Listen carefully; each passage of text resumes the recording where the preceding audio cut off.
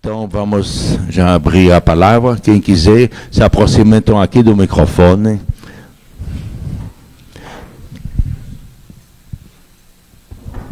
Bom dia, meu nome é Luciano. Na verdade, uma das questões que foi tangenciada, mas não aprofundada, eu gostaria de levantar aqui para que seja tratada, é a questão da divergência entre a classe política e a população. É evidente, até por pesquisa de opinião, que a população não se reconhece na classe política. E, na verdade, nós falamos em democracia, talvez até poderia se falar numa oligarquia esclarecida, porque, na verdade, as formas de democracia participativa são bastante escassas e não progridem, né? Pelo menos na medida da necessidade.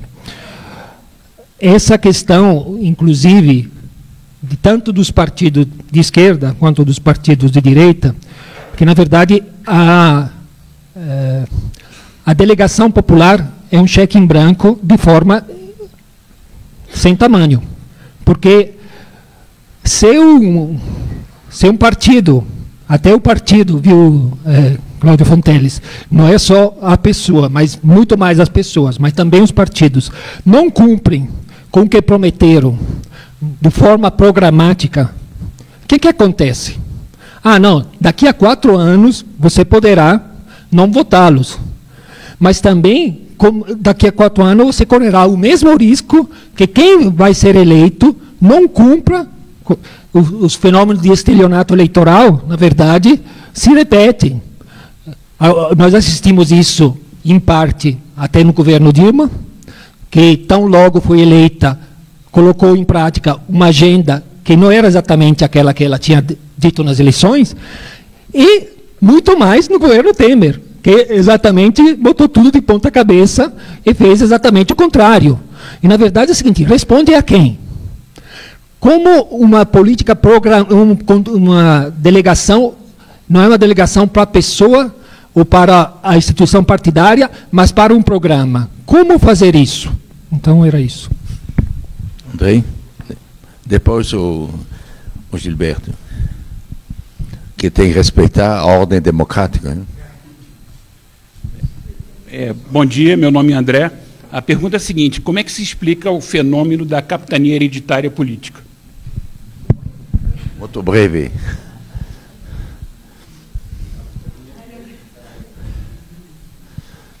Gilberto, não esqueça de apresentar, né? Gilberto, trabalho atualmente no Senado, na assessoria da bancada da minoria. Estou falando rápido agora, porque, infelizmente, 11 horas tem que levar uma filha no médico.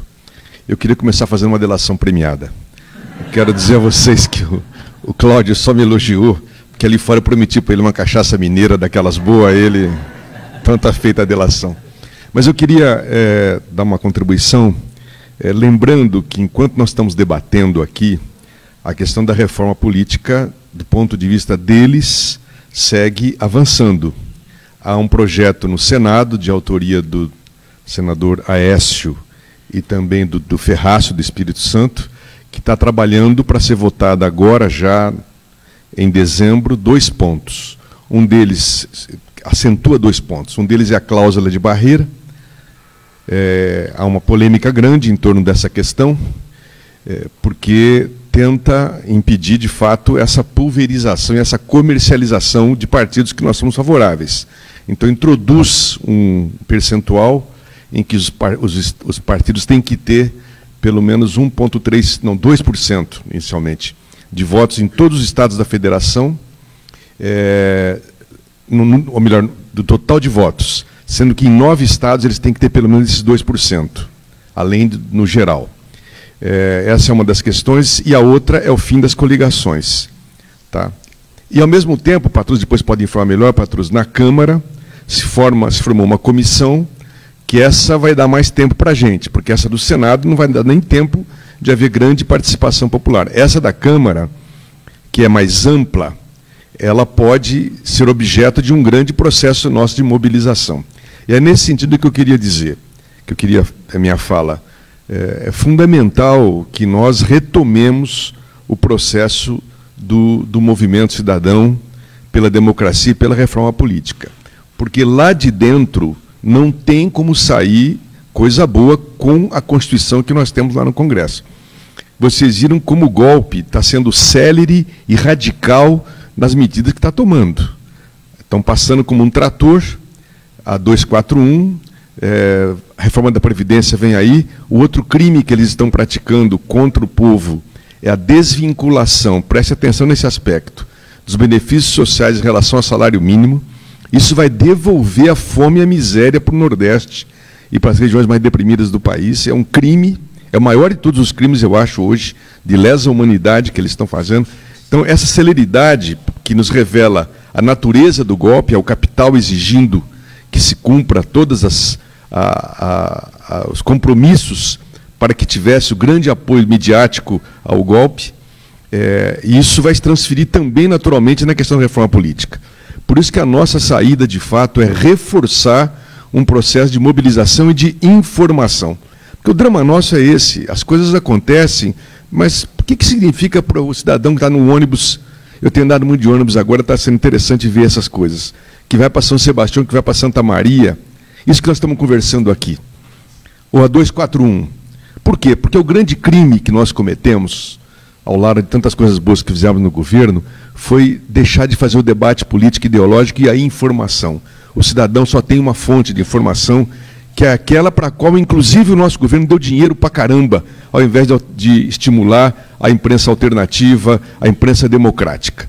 Bom, a nossa tarefa tem que ser, a meu juízo, dramaticamente correr contra o tempo e contra essa tendência e buscar fazer uma ampla mobilização, um amplo processo de informação e de mobilização para que a gente possa regimentar, de fato, apoio para esse tipo de proposta, com as quais eu não vou discutir aqui, mas já estou totalmente de acordo, da reforma política, no sentido de combater o poder econômico, a lista e assim por diante.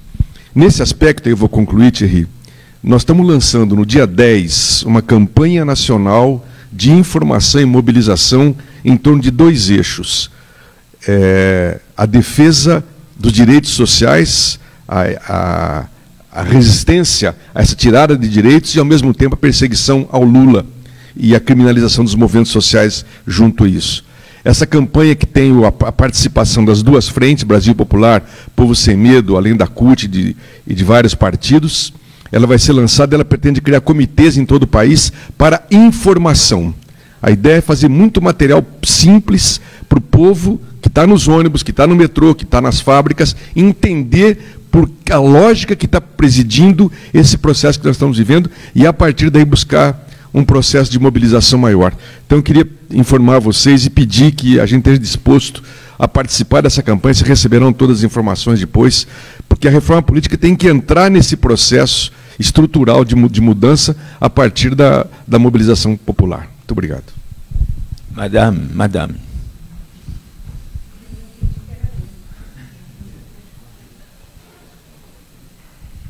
Meu nome é Raquel.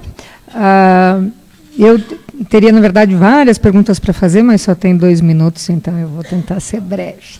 Acho que tem uma questão que é bem interessante e ampla, não tem uma questão específica para fazer, mas não consigo deixar de fazer a consideração. Isso que o Cláudio falou da profissionalização, eu acho que é bem delicado como consertar, né, a tal da lei de ferro da oligarquia, que tem 100 anos já, essa tese, né, de que é um perigo aos partidos populares. Acho que o caminho talvez seja a democratização interna dos partidos, para sempre renovação das lideranças e não uma coisa externa a isso, senão a gente acaba perdendo algo muito importante, que é justamente o acumulado que a experiência vivida traz, né? Ainda mais que a gente precisa desses mecanismos de representação. Imaginar alguém que acabou de entrar nesse meio ser engolido lá no Senado não é assim tão simples, né? Eu acho que tem uma questão geracional que a profissionalização acaba exigindo, né? Não tem como imaginar alguém cru na política, num cargo de representação, né? Acho que mais tempo de vida, mais experiência de lideranças formais. Então, acho é algo que os partidos têm que se repensar, mas eu acharia estranho ter uma regra de fora que proibisse você se reeleger ou ter outros mandatos em outros cargos. Mas tem uma coisa mais específica que eu queria comentar, que não veio à tona aqui hoje. Nós tivemos uma micro-reforma eleitoral, né? E uma das coisas que mudou foi justamente nessa eleição para vereador, foi estabelecida uma regra que ninguém está lembrando. Teoricamente, ela vem para cobrir uma possível distorção de candidatos com pouca votação nominal conseguirem se eleger vereadores para cargos, né? Que tem um quociente eleitoral e dentro do partido o candidato tem que ter pelo menos 10% dessa cota. Isso já entrou em vigor. Né? A lei não tem se falado disso, mas, né, é uma mudança que está agora prevista. Isso distorce a nossa ideia de proporcionalidade, né? E distorce, por exemplo, a ideia de que se eu voto em legenda, né, isso acontece o que o deputado falou, de eu voto numa legenda e não necessariamente estou ajudando alguém da minha legenda porque eu tenho coligações. Agora é ainda muito pior, porque se eu votar em legenda, eu não garanto que uma pessoa especificamente do meu partido atinja 10% dessa cota.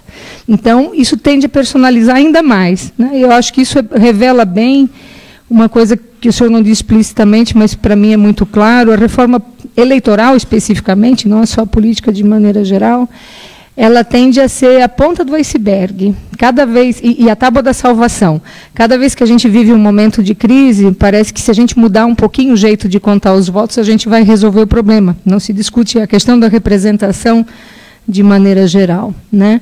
E sobre listas fechadas e abertas, eu queria saber o que vocês acham, por exemplo, de uma lista fechada que nunca tivemos, servir como uma possibilidade de políticas afirmativas, por exemplo, estabelecer que o segundo nome da lista seja o nome de mulher e assim corrigir a presença feminina dentro das casas parlamentares. Obrigada. Dá para continuar perguntas? Dá para continuar perguntas? O que já falar? Continuar perguntas. Faz um sinal quando quiser. Tá. Então vamos tentar respeitar a ordem. O jovem barbudo aí.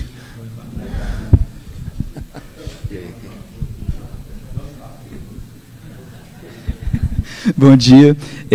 A minha pergunta, na verdade, ela vai diretamente ao... sim, claro, meu nome é Gabriel. E a minha pergunta vai diretamente para o senhor, Patrus Ananias. Um dos problemas que nós vemos da democracia, na verdade, da cultura política brasileira, é justamente o descolamento do Estado em relação à sociedade, como a gente já está comentando aqui.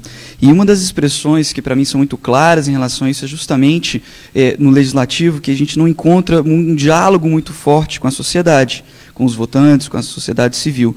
E isso se dá muito porque, bom, pelo menos uma impressão que talvez eu tenha, acredito que os outros compartilham, não há muito um processo de transparência, ou aquilo que os americanos vão chamar de accountability, né? A transparência e, não apenas a prestação de contas, mas a responsabilização. Ou seja, é muito difícil, uma vez que nós votamos, os deputados, os senadores, a gente conseguir ter a informação do que está sendo feito, do que está sendo arrecadado, de onde está sendo gasto, etc, etc, etc. Então, eu gostaria de saber, o senhor, com a sua experiência mesmo, claro, de deputado federal e da casa que o senhor trabalha, quais são os projetos que existem para a transparência, para a prestação de contas e responsabilização diante da sociedade civil, e como facilitar? Quais seriam, talvez, os projetos ideais, as ações ideais de um deputado e da casa para a gente poder alargar o diálogo com a sociedade? Obrigado. Não, eu estou respeitando. Você tinha pedido. Bom, aproveitando o tema que o Patrus levantou, a reforma política mais ampla do que reforma eleitoral, reforma de gestão, digamos, dos poderes, né? Do poder do Congresso, do Executivo, eu colocaria a questão da responsabilidade. Veja bem, geralmente quando se fala da responsabilidade, a lei de responsabilidade fiscal, ela foi construída 20 anos lá atrás, no pressuposto que era só responsabilidade fiscal, mas não responsabilidade financeira. Então, todos os órgãos do Banco Central ficaram completamente isentos de responsabilização. Vem a PEC 241, acentua esse processo. Então, todo o sistema, digamos assim, de gastos é constrangido a um limite determinado, mas o gasto financeiro não. Então, na prática, se cria uma espécie de uma república independente. O Banco Central vira uma república independente, irresponsável, independente da república, né? E infalível. Porque o pressuposto é que, o Banco Central vai gerir a política monetária e financeira a seu critério, e com isso você vai resolver a crise em 20 anos. Né? Então, é uma questão que eu acho que é uma questão essencial, porque ela é comandada de dentro da Constituição. Tem um artigo 167, se não me engano, parágrafo 3º, etc., que diz o seguinte, que o orçamento da dívida pública, orçamento financeiro, que vem do Banco Central, é insusceptível de emenda pelo Congresso. Isso não existe em parte nenhuma do mundo, mas tem o nosso. Portanto, o que está fazendo agora a lei de responsabilidade fiscal é um pouco acentuar isso. Né? Bom, mas pegando o tema da responsabilidade, para não dizer que não falei de flores, eu acho que esse tema se repõe, mudando o que precisa ser mudado, no que o Ministério Público está fazendo agora. Ou seja, ele criou uma legislação enorme de mudança de processo, etc., mas ele próprio não está submetido a uma lei de responsabilidade que o puna por excesso. Então, em geral, um poder ou uma determinada quadra histórica, você tem responsabilização de uns e irresponsabilidade de outros. Né? E com isso você cria a figura dos setores absolutamente isentos de controle democrático. Eu queria ver como é que vocês reagem a isso aí. E deixa parar um pouquinho para responder, que muitas coisas, talvez, e depois voltamos a perguntar. Bom, gente, vamos ver aqui. Eu vou deixar esse paletó aqui. Tá.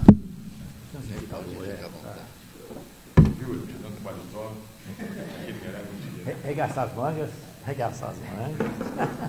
É uma luta, uma luta. E a luta política? Pois é.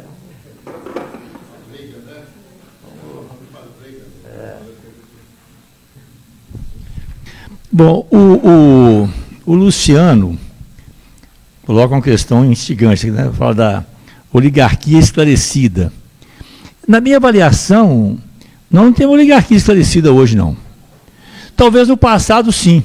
Porque eu me surpreendo, às vezes, na Câmara, com vontade de conviver com pessoas que nós chamávamos de conservadoras, pessoas mais à direita. Né? O Padre Zé Carlos está aqui, por exemplo, eu fico com muita vontade que tivesse lá o Pedro Aleixo, ou Milton Campos, ou Afonso Arinos de Melo Franco, sabe assim? Que a gente pode ter discordâncias políticas, mas tem espaços outros de conversa. História, literatura, direito, filosofia, que acaba também refletindo em mediações no campo da política. Né? O que nós estamos vivendo no Brasil hoje é uma direita truculenta, atrasada, sabe assim, e sem nenhum refinamento intelectual, e não vou dizer, né, ético, moral, de valores, etc. Então, agora, você mencionou uma questão, Luciano, que vocês podem me ajudar, e me escapou o termo.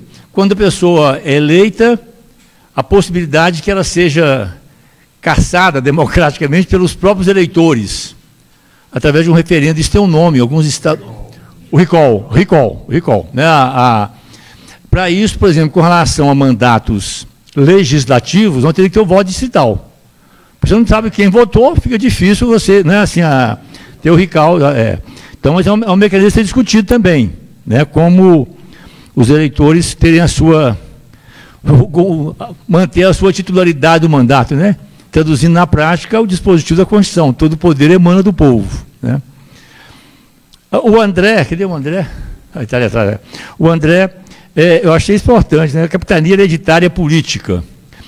Aqui eu volto, André, não sei se respondo a sua questão, mas eu volto à minha colocação anterior, no sentido de vincular a questão política com as questões econômicas, sociais, culturais, né? Quer dizer, o Brasil tem algumas travas, que impedem, inclusive, na minha leitura, um desenvolvimento mais equilibrado, integrado na perspectiva da doutrina social da igreja, sustentável, etc., né? O país fica meio... Eu vejo muito isso na questão fundiária. As capitanias hereditárias marcaram o Brasil e até hoje. Depois das capitanias hereditárias vieram as sesmarias, depois vieram os grandes latifúndios, a lei de terras do século XIX, se não falo a memória, de 1850, acabou sendo a lei de terras para proteger os grandes proprietários, vinculado ao latifúndio a questão do coronelismo, quando o Estado brasileiro foi literalmente privatizado, colocado a serviço dos interesses dessas oligarquias, né? Até acho que de uns tempos para cá vem se estabelecendo uma certa disputa. Eu acho que até 1930, por exemplo, o domínio da oligarquia foi total. A partir daí vem a sociedade, os movimentos sociais, o movimento sindical, etc. Mas na hora dos embates mesmo, eles têm ganhado todas. Essa que é a realidade. Assim, nós temos que pensar isso. Eles ganharam em 64, eles ganharam agora de novo, sabe assim... Que são, a meu ver, exatamente isso. Movimentos para manter o que você chamou, a meu ver, com muita propriedade, as capitanias hereditárias políticas. Tá? O Gil já saiu? Saiu, né? Vou aqui dar um abraço nele. Assim, ele levantou as questões aqui, né, gente, que eu já tratei anteriormente. Assim, que são coisas importantes, mas tem que... A questão da cláusula de barreira, com seus aspectos positivos, eu acho que tem que fazer. Agora eu fico pensando nisso, essas coisas tem que se fazer com uma participação da sociedade também, né? Um debate, o fim das coligações também, né? Tem agora essa questão da reforma na Câmara. Eu acho fundamental isso, nessa linha da participação da sociedade, a retomada do movimento cidadão pela democracia e pela reforma política. A sociedade tem que participar, né? Via CNBB, pastorais, movimentos sociais, OAB, né? Tem que fazer um debate, né? Senão as oligarquias hereditárias vão manter a sua dominação, né? Isso que o Gilberto chamou a atenção aqui é trágico, viu, gente? A desvinculação dos benefícios em relação ao salário mínimo. É importante nós termos uma consciência, né? Assim, com todas as dificuldades, nós tivemos conquistas muito importantes no Brasil nos últimos anos.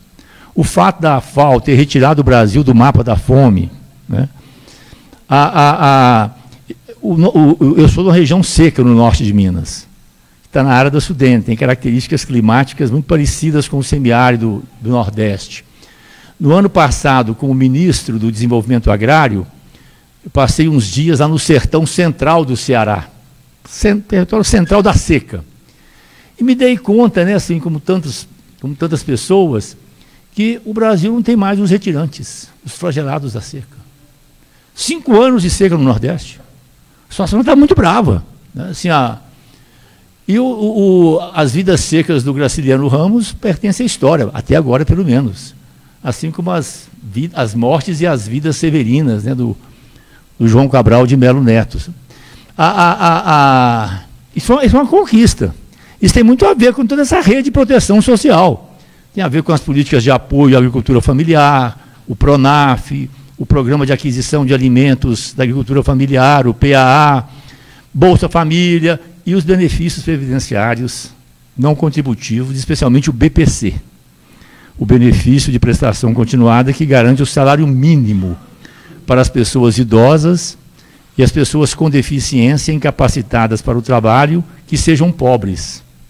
E aí é pobre mesmo, porque o critério para receber o benefício é que a pessoa tenha um salário inferior, tem um ganho, né, inferior a 1/4 do salário mínimo. Então é tirar o pão da boca de gente muito pobre, né? Essa advertência que ele fez aqui eu quero enfatizar, né? Essa desvinculação dos benefícios em relação ao salário mínimo. É uma perversidade. Tá? Aliás, todas essas políticas todas, né, a emenda, a PEC 241, então, é marcada por uma perversidade assim... É visível. Eles não estão tendo a preocupação de escamotear, né, de esconder. Né? A conta está sendo apresentada para os pobres. Né? Então, essa campanha nacional, né, defesa dos direitos sociais e a defesa do Lula, Pois é, não é um momento aqui hoje, mas valeria a pena a gente refletir depois um pouco mais sobre a Operação Lava Jato. Claro que nós todos queremos o fim da corrupção na política, queremos a ética, a transparência, a prestação de contas, essa é a nossa discussão aqui. Sabemos que pessoas do PT cometeram erros, isso tem que ser processado, tem que fazer a nossa autocrítica, o nosso exame de consciência, como propõe o nosso companheiro Olívio Dutra. Mas na minha leitura também, eu falo um pouco como advogado também, né? Professor de Direito há 36 anos. Conquistas civilizatórias do direito estão sendo postergadas no Brasil, relacionadas com o devido processo legal, com o direito de defesa, presumibilidade de inocência, a imagem das pessoas. E essa questão da delação premiada, é possível que essa delação premiada acabe aqui no Brasil. Eu acho que está sendo assim, vai virar breve, se continuar nessa linha, uma questão de chacota. Primeiro, a pessoa que tem pena de 30 anos passa a ter pena de 2 anos. 2, 3 anos. Aí o pessoal fala que inventa coisa, velho. E depois a delação premiada em si só ser um instrumento de prova. Né, assim, e na minha leitura, que é uma questão mais subjetiva, posso estar enganado, mas me sinto no direito, no dever de colocar aqui, eu acho que o ministro Sérgio Moro tem uma conotação ideológica muito clara. Então, no horizonte dele, a fixação dele, posso estar enganado, e queira Deus que eu esteja enganado. Se tiver, eu faço um ato de contrição com muita convicção. Né? Ele não tem outro olhar que não seja chegar ao Lula e ao Partido dos Trabalhadores. Eu acho que não está fora do horizonte caçar o registro do Partido dos Trabalhadores. Assim, então, eu acho uma questão que nós temos que pensar sobre ela também nesse momento em que estamos discutindo essa questão política, né? A Raquel, né, coloca uma questão, né, Raquel? Né? Cadê sua filha, Raquel? Pois é, está fazendo o que ela deve fazer, né? A Raquel coloca uma questão que aí eu quero refletir um pouco com você, nessa questão dos mandatos, tá? Não tenho assim certeza, mas é um pouco isso. É a questão da experiência política, é a questão da vocação política. Claro que as capitanias hereditárias. Eu vou dizer claro aqui, eu tenho um filho que é vereador em Belo Horizonte. Eu vou te mandar uma carta que eu fiz para justificar a candidatura dele. O menino é militante desde que nasceu. Entrou pro PT, construiu história, movimento de juventude. Eu sou contra esses vínculos hereditários automáticos. Mas o fato de ser meu filho também não pode impedir a carreira dele, não, velho. Sabe, ele tem uma história, movimento social, de luta, desde 8, 10 anos ele me acompanha nessa campanha toda. Viaja comigo, fez porta de fábrica, conheceu o Dazinho, que foi a grande referência dele, o grande encanto dele na infância. O Dazinho, não sei se vocês sabem quem foi, mas lá em Minas é uma figura de referência para nós, né? Eu considero a maior figura humana que eu encontrei na vida, assim, a mais densa, a mais intensa, né? O líder operário, o Padre Zé Carlos estava comentando sobre isso. O Dazinho tinha o 2º ano primário, né? E conhecia uma sabedoria. Então, tem essa questão. Por exemplo, é razoável, vou pegar fora do Brasil, vou pegar uma direita e uma esquerda, vou pegar um político mais conservador, o Winston Churchill, que tem um papel fundamental na derrota do nazismo, um político anticomunista, né? Mas um estadista. Ele foi político a vida toda. É razoável tirar uma pessoa como o Churchill da vida política? Tá? O Ho Chi Minh, lá no Vietnã. Ho Chi Minh deu uma declaração uma vez que me marcou muito. Eu fui lá no Vietnã, visitei a casinha dele, uma coisa comovente. Era um Gandhi. Né? Ele falou, desde os 16 anos, a minha vida pertence ao povo do Vietnã. Nunca casou, nunca teve família. Então, essa boca, aqui no Brasil também, vamos pegar alguns políticos assim, até mais conservadores também, mas que tiveram um papel importante na história do Brasil. Vou pegar 2 que me ocorrem aqui agora, o Tancredo Neves e o Ulisses Guimarães. Aí eles foram políticos a vida inteira, todos os 2. Assim, e foi com essa experiência que eles ajudaram o processo de transição no país. Então, eu acho que merece uma reflexão maior, sabe, quando é vocação. Você vai impedir o Shakespeare ou Guimarães Rosa de escrever? Não, você não pode escrever só um livro. Você escreve um bom romance, depois você espera mais uns anos. Depois você é uma vocação, às vezes, né? O Max Weber, né? Político como vocação. A pessoa tem uma... Eu não sei, é claro que o carreirismo, Né? Agora, você vai impedir um estadista, o Franklin Delano Roosevelt, nos Estados Unidos. O Roosevelt chegou nos Estados Unidos na presidência e gostou de ser presidente. Reelegeu 4 vezes. Mais pudera, mais ficara. Para o bem do povo dos Estados Unidos, que é para nós. Quando ele morreu, Stalin foi curto e preciso. Né? Comentário único. Esse Roosevelt deu mais 100 anos de vida ao capitalismo. Assim, no sentido... Então, isso eu gostaria de refletir um pouco mais. No nosso diálogo fraterno, irmão, né? Sobre as bênçãos e as inspirações de Francisco de Assis. Depois eu quero saber mais, Raquel, sinceramente, minha ignorância, viu? Por isso que é bom a gente vir nos lugares, vivendo e aprendendo. Essa questão do consciente eleitoral, eu confesso, é minha ignorância. E vou correr atrás para aprender mais. Pois é, assim é que é bom a gente...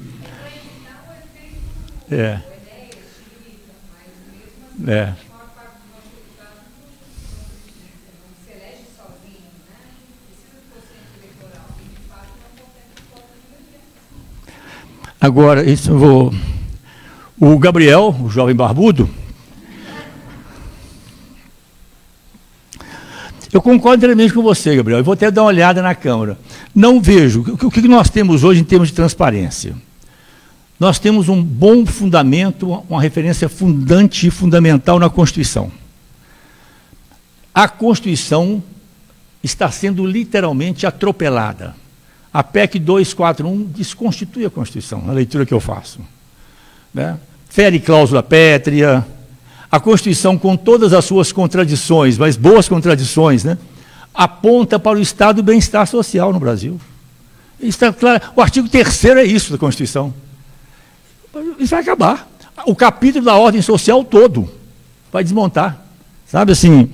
Então, nós temos a Constituição e alguns instrumentos. Tem o Código de Ética do Congresso, sabe? Mas, na verdade, hoje, está muito vinculado aos compromissos de cada mandato. Sabe? Eu vou até também nessa linha da gente ir aprendendo juntos, eu vou até, é bom que tem o Milton aqui também, o Robson, da nossa assessoria, da gente levantar o que tem lá na Câmara, no Congresso, de projetos, de iniciativas, e mesmo de normas, né? Que a gente, às vezes, com relação a essa questão da transparência e da responsabilidade, né?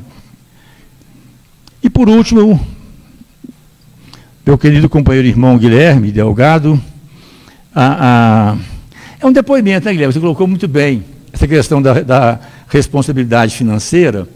Na verdade, é outra crítica que a gente faz à PEC 241.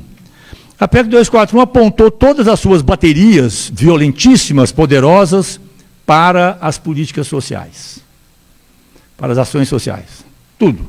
Educação, saúde, assistência social, previdência social, cultura, investimentos estratégicos em ciência e tecnologia, fundamentais para o projeto nacional, a soberania do Brasil. Não faz nenhuma restrição ao financeiro. Dívida pública, dívida externa, juros, nada. É isso que nós estamos dizendo. A conta tem endereço certo. Vai para os pobres, para a classe média assalariada, para os pequenos empreendedores e preserva rigorosamente o grande capital. Né? Assim, E eu também, o Guilherme coloca um assunto também aqui, se bem entendi, que eu acho também que nós temos que discutir. Preservando rigorosamente o compromisso com a ética, os mecanismos de controle, de fiscalização. Agora, nós temos que discutir também aqui, né? Quem fiscaliza o rei, né? Quem fiscaliza o poder judicial? Quem fiscaliza o fiscal, exatamente, correto, Quem fiscaliza o fiscal, né? Quem fiscaliza, no caso, é o poder judiciário. Né? Nós estávamos discutindo, inclusive, há poucos dias, por exemplo, como que ficou esvaziado, né? Como que empobreceu o Conselho Nacional da Magistratura. Né? A própria questão do Ministério Público e a Polícia Federal. Tem um projeto na Câmara, gente, que é uma coisa assustadora. E eles estão pressionando mesmo. É um projeto na Câmara que, se for aprovado, a Polícia Federal passa a ser um poder de Estado. Passa a ser um poder de Estado. Eles não estão com nenhum limite, não. Eles vão lá e pressionam mesmo. Sabe, assim, para serem... Então é isso. Já vi que, só olhar aqui, o legado de Santo Inácio é permanente. Assim. Você olha assim, o olhar está dizendo, seu tempo acabou. Seu tempo esgotou. Desculpe, mas é um papel que estou exercendo é difícil. Mas então escutamos um pouco o advogado, vamos passar a palavra para a Procuradoria-Geral da República aqui. Muito bem. Então vamos lá. O Luciano faz a indagação final, né, Luciano? Você faz aquela abordagem e como fazer a delegação programática. Nesse artigo que eu tinha escrito, né, eu coloquei assim, aí é o problema, né, da lista fechada. As eleições proporcionais passam a ocorrer em 2 turnos, né, na proposta da CNBB. No primeiro, não se vota em pessoas. O brasileiro tem muito essa mania da pessoa, de personalizar. Isso é do nosso caráter. Eu acho que é hora de repensar um pouco isso. Mas nos partidos, agora, tentando te responder, veja bem, no próprio projeto, que obrigados estão a apresentar o conteúdo do seu programa. Entende? Quer dizer, na adoção dessa proposta, o partido tem que apresentar o programa. E na medida que você faz uma eleição em primeiro turno, que é de partido, não é de pessoas, então o patrulho vai falar dele, vai falar, olha, nós vamos ter que votar no meu partido por isso, que o nosso compromisso na educação é assim, na saúde é assim, as propostas são essas, porque vai ser o desempenho do partido dele, é que vai dar chance a ele ou não. Entendeu? A lógica, a mudança da lógica, que eu acho extremamente interessante isso aqui. Né? Então ele não vai falar, vote em partido, em patrulha, não. No primeiro momento você vai ter que ter um desempenho muito bom do seu partido, senão você está liquidado. Né? E a lista fechada de candidatos. Aí sim, aí eu acho, está bem, Raquel, aí vamos para a democratização interna, disse antes, não é a burocracia do partido, vai decidir Patrulha é o número 1, Cláudio é o número 2, Raquel é o número 3. Não, peraí, não é assim. A eleição interna, partidária interna, que vai forçar as facções lá, tudo bem. Eu acho muito bom, não sei não. Bom, isto a meu juízo é salutar, na medida em que promove a adesão do eleitor, não em função do protagonismo do candidato, mas da agremiação partidária e as suas propostas. Daí porque o projeto com coerência, e achei que isso é importante também, o projeto com coerência, deixa por bem assente que o mandato pertence ao partido político. Outra consequência importante nessa linha. O mandato pertence ao partido, e não ao eleito. Deste modo, extinguindo-se com o nefasto troca-troca. Olha que importante, porque isso é uma coisa horrorosa, nefasta. Né? Troca-troca de partidos, de políticos inescrupulosos. Perdendo o mandato, está expresso na proposta, aquele que se desfiliar do partido político para o qual foi eleito. Aqui é um negócio, uma palavra. Isso quer dizer, quando eu vejo o Partido Socialista Brasileiro, que eu tinha, quando jovem, né, me atraía fortemente, Mangabeira, né, quando eu vejo, meu Deus, vou dar o nome sim, Nilson Gibson, deputado federal pelo PSB, a oligarquia pernambucana, não pode, isso é uma excrescência. Ele busca lá o partido que está mais adequado. O partido não pode aceitar, inclusive, esse tipo de gente. Não pode aceitar esse tipo de gente. Que um se aceita, aí fica esse troca-troca, você vem para cá, vai para lá, olha, ele é socialista, olha, ele é liberal. Para. Não é porque o cara quer se manter, aquela história. Ele é profissional da política, fazemos qualquer negócio para nos manter. Né? Eu acho que... Né? André, sensacional, André, de uma objetividade maravilhosa. Fenômeno da cabineira política. Como? Acabando com a reeleição. Claro. Mas vou chegar lá. Eu vou desenvolver um pouquinho mais. Né? Perfeito, André. E na sua linha, acaba com reeleição, não tem mais capitania hereditária na política brasileira. Né? Aí, Bahia, não vou, lá no meu estado, agora em São Paulo, no Rio, os Bolsonaros. Aí, deputado federal, por São Paulo, filho, ele pelo Rio, o outro é vereador. Não dá, não é possível. Então, te respondendo assim, o Gilberto lança para nós o grande desafio, né, que eu tentei estimular aqui, né? Opa. Realmente, o grande desafio é isso, quer dizer, é fazer viver a cidadania. Né? Esse dia 10 é importante isso. Ele colocou bem A imprensa alternativa, isso é vital, né? A informação, esse é o grande desafio, como difundir, como espalhar, como atrair as pessoas. Mas eu acho que nós temos que criar essas redes, a imprensa alternativa é vital. Ele parece que vai se dedicar, tem essa visão que ele vai se dedicar muito a isso também, né? Para os grandes conglomerados da mídia, porque, bom, daqui a pouco isso está gravado aí, vem em cima de mim, não tem problema nenhum, vão dizer que eu sou um ditador violento. Olha, a única instituição que não tem controle é a mídia. E aí chama a pessoa que tenta apresentar a discussão, não é nem a solução, chama a pessoa, como eu estou tentando apresentar, a discussão. Né? Não é a solução, mas chama de quê? De ditador, de obscurantista. Não, meu Deus do céu. Tudo nesse país, né? A democracia é o sistema do controle. A mídia brasileira, ela passa no limbo ali, tranquilo. Não há nenhum mecanismo de controle. Nenhum mecanismo de controle. Isso é muito sério, essa discussão tem que vir, sim. Discussão. Né? E não temos que ter medo de enfrentar isso, não. Tá? E elas deformam profundamente. Um exemplo muito rápido para vocês aqui, muito rápido mesmo. Naquela luta que eu fiz em defesa da vida, perseguição campeonária, né? Um problema delicado e tal, né? Mas, quando eu terminava a palestra, eu dei palestra nesse Brasil inteiro, Patrus, né?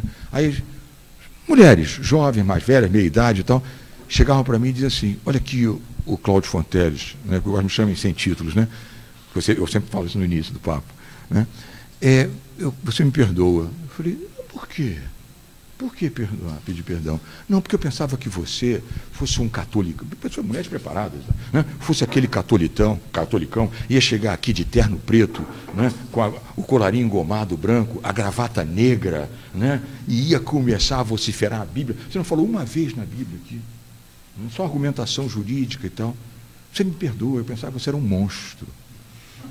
Eu falei, não peça perdão. Eu fui pintado assim, a minha assessora de imprensa disse para mim, menina muito preparada, né, ela falou, doutor, o senhor se prepare, porque eu captei com as editorias da grande mídia, né, que eles vão bater no senhor mesmo e vão lhe pintar com uma figura retrógrada, medieval e o catolicão. Você viu o poder. Aí quando você tem chance num auditório começar a botar suas ideias, as pessoas dizem, bom, isso não é um monstro que é. Rapidinho também, né, eu fui debater com as nossas irmãs do Conselho Nacional de Seguridade Social, foi num sábado, de 9 da manhã a 1 da tarde, né? Aí eu chego lá, sábado eu sou assim, eu sou um cara, né? Hoje eu nem vim, mas eu gosto de usar aquele equatoriano, né? O Panamá, que não é do Panamá, é do Equador, né? E tal, mas chego assim, informal e tal, né? Aí eu chego, minha senhora, aqui vai ter um debate hoje, aí a mulher, a cidadã me olhou, sim, mas é público interno. Eu falei, sim, mas vai ter o debate? Ela falou, sim, mas eu estou lhe dizendo que é público interno.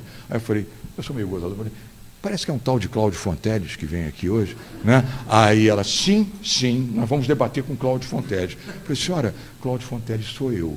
A senhora quer a identidade? Né?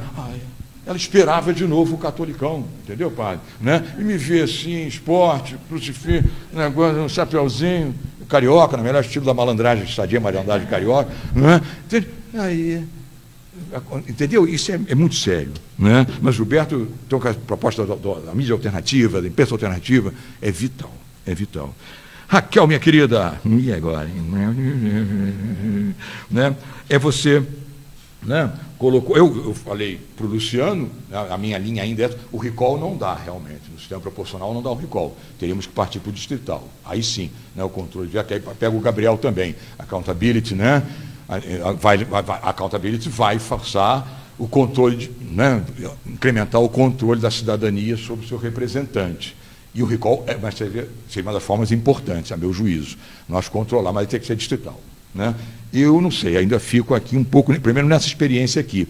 E, Raquel, o problema da mulher, que você aborda também, olha que eu vou te ler, o projeto torna obrigatória, na formação da lista pré-ordenada do partido, a observância da alternância de sexo, com o que validamente consagra-se a paridade de oportunidade mulher-homem nas candidaturas e nas eleições primárias internas à formação da lista pré-ordenada.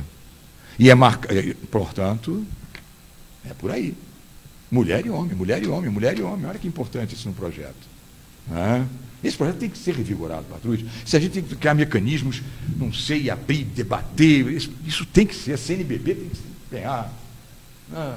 Padre Hernani, mexer lá, vou falar com o Dom Luciano. Né? Não tem que, a CNBB tem que voltar a comprar essa briga, não é possível. É fundamental, é fundamental. Né? Dom Leonardo, falar com o Dom Leonardo, vamos lá. Poxa, meu Deus do céu. Né? Quem sabe agora. E aqui, olha, e aqui o detalhe, depois eu entro no Guilherme, e é marcada a obrigatoriedade de acompanhamento de todo esse procedimento por senador estável da Justiça Eleitoral, que não é o cara que está comissionado lá, né? Designado pelo juiz eleitoral, abrindo seu evento à presença do Ministério Público. Aí eu já vou para o Guilherme. Né? Mas, né, que eu acho que é importante, o Ministério Público, a gente, pelo menos, a gente tem criado, criamos uma área lá do acompanhamento eleitoral, pode não estar satisfatória, Guilherme, e tudo mais. Né? Mas, então entra no Guilherme. É o problema e o MP, o papel do MP. Né? Claro, quem controla o fiscal. Quem controla o fiscal, efetivamente, é a cidadania. Mas eu vou falar um pouco aqui. O que aconteceu quando eu assumo o Ministério Público Federal como Procurador-Geral da República? A Casa tinha vários Procuradores-Gerais da República. Jovens valorosos, sim. Não é? Vou citar um nome aqui, vocês vão conhecer fortemente. Não é? Por absoluta ausência de liderança. Tanto que eu sucedi uma pessoa que a imprensa, não sou eu, a imprensa alcunhou de engavetador-geral da República. Omissão total do Procurador-Geral da República. Que em jovens, com muito ideal, né, simbolizados no nome que eu já vou dizer aqui, né, ocuparam esse espaço de que a grande transformação do Ministério Público em 88, que é atributos de uma geração de procuradores, hoje estão sem cabelos, ou o que resta está tudo branco, né, muda, isso é muito bonito. Né, o jovem eu aludo, por exemplo, a Luiz Francisco. Né, e eu chego lá, né, e disse já no Senado, já preparando o espírito, no Senado da República, quando me sabatinavam, eu disse o seguinte: senhores senadores, se sufragarem, está lá gravado, se sufragarem o meu nome, nesses 2 anos, eu falava já ali em 2 anos, 2003 e 2005, quem fala institucionalmente, não no caso que é distribuído, mas quem fala institucionalmente pelo Ministério Público, gostem os senhores ou não, chama-se Cláudio Fonteles. Quem fala pela instituição é o chefe dela. Né, o Procurador da República. E assim fiz, e olhando olhos nos olhos. Né, qual foi a postura que eu assumi? Eu fui do Amazonas ao Rio Grande do Sul, né, dialogando com a base, porque eu tinha que fazer o quê? Eu fazia essa imagem, eu encontrei um terreno, Nossa Senhora, cheio de mato, sujo, horroroso. A minha missão é limpar o terreno, eu não vou nem semear. Eu vou limpar esse terreno. O outro virá para semear. Não me é dado o papel de semeador, me é dado o papel de limpeza. Mas esse é o ponto fundamental, um pouco por aí, Guilherme. É dizer, e eu acho que não está havendo isso, não quero me comparar a ninguém, né? Mas, até porque a pessoa que aí está foi da minha equipe. Né? Eu acho que quando uma instituição perde, não a personalização, não é isso, mas um líder que tem que existir por um momento, como instituição, aí pululam essas situações todas que levam ao descontrole, levam ao excesso, está entendendo? Porque você se sente o dono ali. Então, isso te envaidece, isso te engrandece, você é jovem, percebe? Então, o grande ponto é esse. Você tem que descer à base, olhar olhos nos olhos e falar. Eu tinha reuniões de 8, por exemplo, Santa Catarina levou 8 horas. Fortaleza levou 10 horas. É de exaurir você. Mas você tem que... Opa, estou quase quebrando aqui as coisas todas, mais um desgaste. Não é?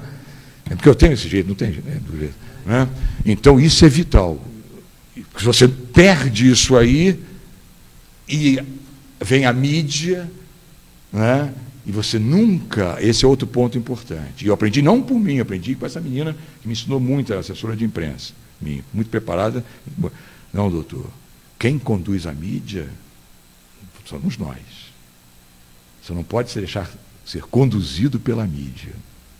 Isso eu marquei muito isso. E hoje o que você está fazendo no Ministério Público é que ele está sendo eco de toda uma projeção midiática extremamente facciosa, porque voltada só para a demonização de um partido político, quando são todos.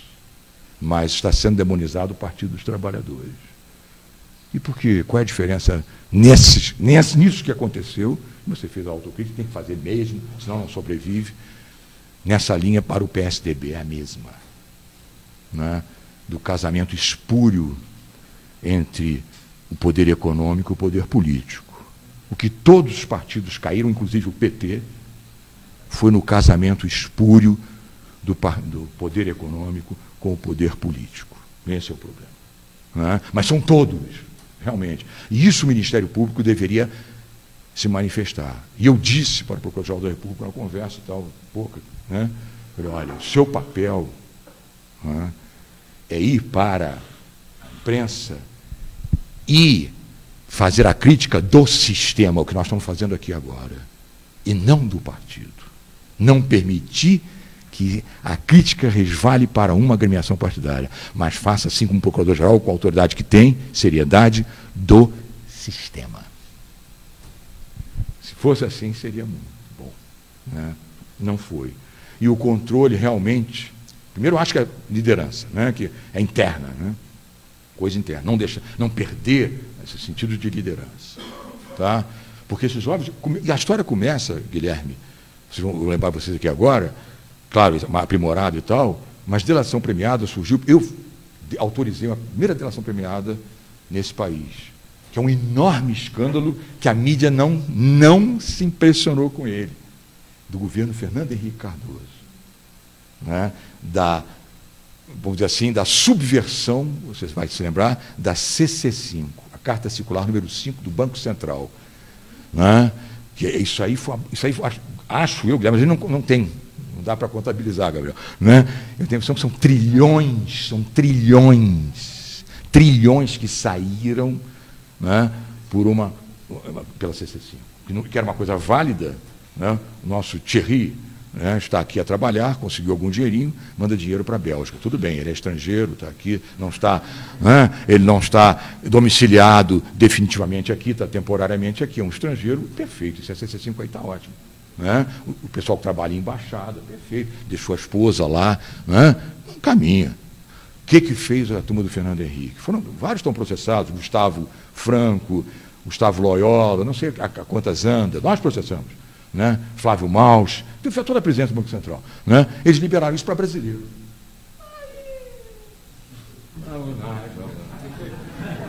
Aí entrou o samba carioca, entrou a escola de samba, né?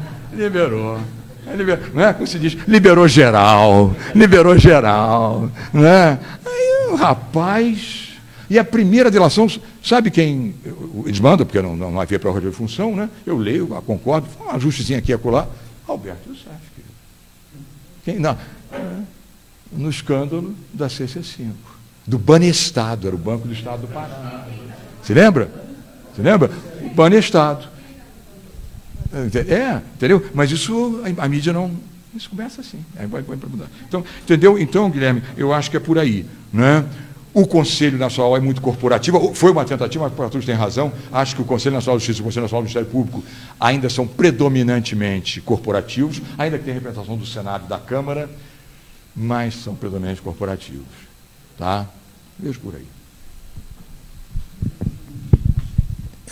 Que antes da palavra tem 4, 5 escritos, 6 começa a complicar, 7 mais complicado ainda. Mas eu quero aproveitar que ele falou da CNBB.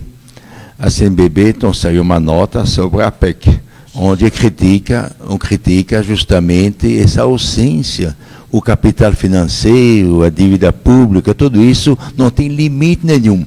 Pode continuar a subir até o céu, o inferno, não sei o que tem que falar. Mas também da prensa, a imprensa não publica nada.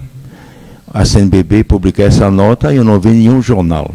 Então, realmente revela a liberdade da imprensa, por favor, mas quero ser informado corretamente. A emissão do Brasil é online, né? É online, que é diferente.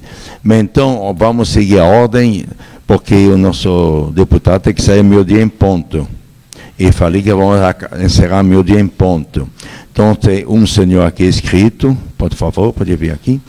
Depois tem o padre Hernani, Sim, senhor, paciência, paciência. É lista democrática. O padre Aleixo, a senhora, depois tem dois... Você mudou de lugar, já se aproxima. Mas vamos lá, depois vamos ver. Por favor.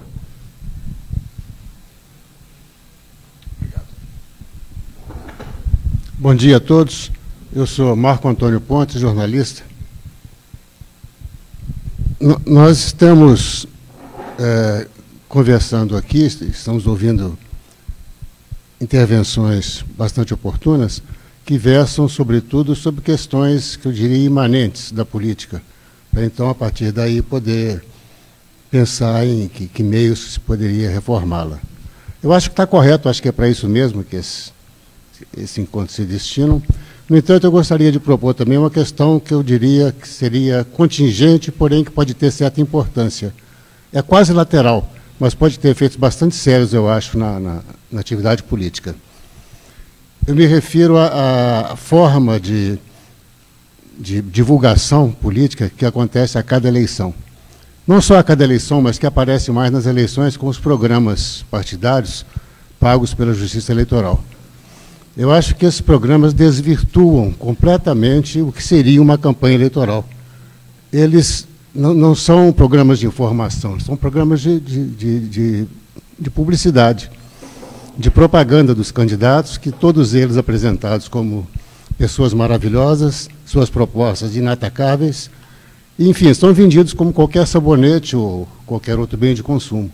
Então, eu acho que isso precisa mudar, e há uma ideia que surgiu, a ideia não é minha, eu apenas tento desenvolvê-la em conversas, em algumas coisas que tenho escrito, seria uma mudança radical nesse sistema pelo qual o Estado participa, oferecendo espaços, ou melhor, tempo, né, no rádio e na televisão, para que os partidos e os candidatos se apresentem.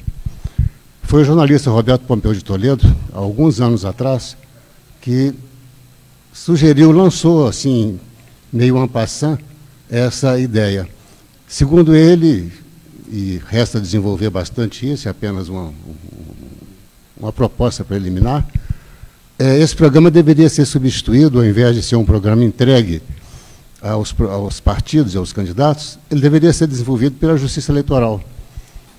Eu acrescentaria que talvez assessorada por conselhos com participação popular, da sociedade em geral, etc., para que eles fossem programas jornalísticos, onde jornalistas e outras pessoas interessadas no assunto, sociólogos, cientistas políticos, economistas, etc., que eles fizessem algum tipo de entrevista ou de provocações para que os candidatos e os partidos, por seus representantes, apresentassem suas propostas. Eu acho que isso poderia trazer bastante modificação,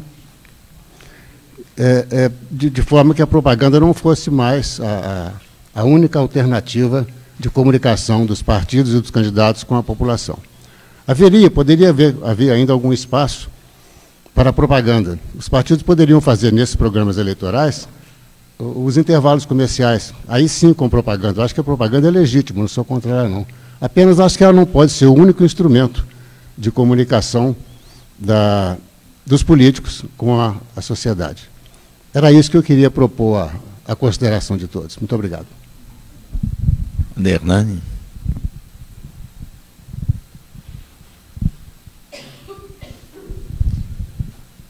Bom, Padre Hernani Pinheiro, eu sou assessor da CNBB e trabalho sobretudo na formação do Centro de Fé e Política Dom Helder Câmara. E sou da Comissão Brasileira de Justiça e Paz, onde nós trabalhamos bastante essa questão da reforma política. Em primeiro lugar, eu gostaria de parabenizar aqui o Diálogo em Construção por retomar essa questão e agradecer aqui ao Patrus e ao Cláudio a contribuição importante para retomarmos a questão tão importante, tão fundamental para o Brasil. Ô Cláudio, quando você falava, eu me lembrei que um amigo meu dizia de Dom Helder o seguinte: a igreja precisa de atores que saibam colocar isso com garra e com expressão. Eu acho que você é um ator que consegue colocar muito bem. Bom, é o seguinte, eu recebi um telefonema nesta semana da deputada Erundina, fazendo uma consulta que ela queria que fosse mais ampla essa consulta. Era o seguinte, ela partia do princípio de que a atual Câmara Legislativa não tem condições de fazer uma reforma política séria. Eu acho que o Patrus confirma isso. Então, ela dizia, isso tem que partir da sociedade civil. Em primeiro lugar, ela perguntava se a sociedade civil não poderia exigir que se retomasse aquela frente parlamentar para a reforma política, com a participação popular. Né? Retomasse isso, mas que viesse de fora, porque se for de dentro, corria muito risco de não sair nada. Né? A primeira coisa. Eu acho que nós estamos num momento em que temos que retomar muitas coisas. E aí eu me lembro de Santo Agostinho, que ele diz que nós estamos sempre procurando para achar, mas estamos achando para procurar. Né? Eu acho que nós estamos retomando e temos que nova garra estar presente nesta retomada. Claro que eu acho que o ambiente mudou bastante da reforma política que nós tentamos através da coalizão democrática da reforma política e o momento atual da política, né? Sobretudo no concreto. Aí eu me lembrei, como padre, de um camponês cearense que veio se confessar e o padre perguntou, você sabe fazer o sinal da cruz? Ele disse, padre, até que eu sei as palavras, não sei espalhar na cara. Eu acho que nós estamos nesse momento de sabermos como espalhar na cara essa reforma política. Padre Aleixo.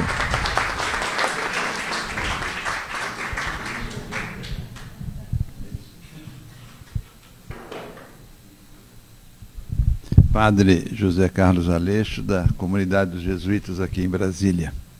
Há uma injustiça na Constituição do Brasil que prejudica milhões e milhões de brasileiros e brasileiras. Essa injustiça está no artigo 14, que diz: são inelegíveis os inalistáveis e os analfabetos. Primeiro, quero dizer que somos a favor de mais escolas, melhores escolas, o mais rapidamente possível, para que não haja no nosso país pessoas com mais de 7 anos analfabetas. Mas essa injustiça vem já da Constituição de 1891. Muitas outras foram corrigidas. Aqui excluía os mendigos do direito de votar, aqui excluía os religiosos do direito de votar, os soldados do direito de votar. Não excluía explicitamente as mulheres, porque isso estava na lei, mas não na Constituição de 1891. De forma que, em 1932, graças ao trabalho de muitas mulheres e também de homens, essa injustiça foi corrigida. Por que injustiça? Os que na infância não foram à escola, não foram por preguiça, indolência, mas porque foram requisitadas as crianças para serviços, porque não havia escola nas proximidades. A lei foi feita pelos alfabetizados, por nós ou por representantes nossos. Então, a obrigação de corrigir a injustiça é nossa, de todos nós, porque os analfabetos não foram consultados se eles queriam ser excluídos do direito de votar e de ser votados. Ninguém é cidadão pleno num país se não tiver o direito de votar e poder ser votado. A preferência depende da escolha e dos critérios de cada um. Mas essa injustiça tem que ser retirada da Carta Magna do Brasil, quanto antes. Já são mais de 150 anos de injustiça. Em 1995, mais ou menos, o MEC fez uma pesquisa. Que prefeito fez mais em seu município a favor da educação? E foram encontrar em um município do interior de Pernambuco, Quixaba, um prefeito que, no seu governo, tinha dedicado 40% do orçamento a escolas, a bibliotecas, a melhorar o salário das professoras. Antônio Ramos da Costa. E ele, então, recebeu esse prêmio. E foram verificar que estudos tinha ele. E ele explicou: eu aprendi a escrever o meu nome, assinar o meu nome, tirei o título de eleitor e tornei-me também elegível e fui eleito prefeito da cidade. E exatamente porque eu sei o que sofre o analfabeto, eu coloquei como prioridade no meu governo beneficiar a educação. Cabe também acrescentar que o Brasil pertence aos países do Mercosul. Nas constituições dos países do Mercosul, nenhuma exclui os analfabetos da elegibilidade. O Brasil pertence à CPLP, que é a reunião dos países de língua portuguesa. Nenhum deles, nem Angola, nem Moçambique, nem Cabo Verde, nenhum deles exclui os analfabetos do direito de disputar um cargo elegível. Então, aqui fica um lembrete e um apelo, sobretudo ao nosso querido deputado Patrus Ananias, para que saiamos desta situação de injustiça cometida por nós. Os analfabetos são tão inteligentes que inventaram o alfabeto. Muito obrigado.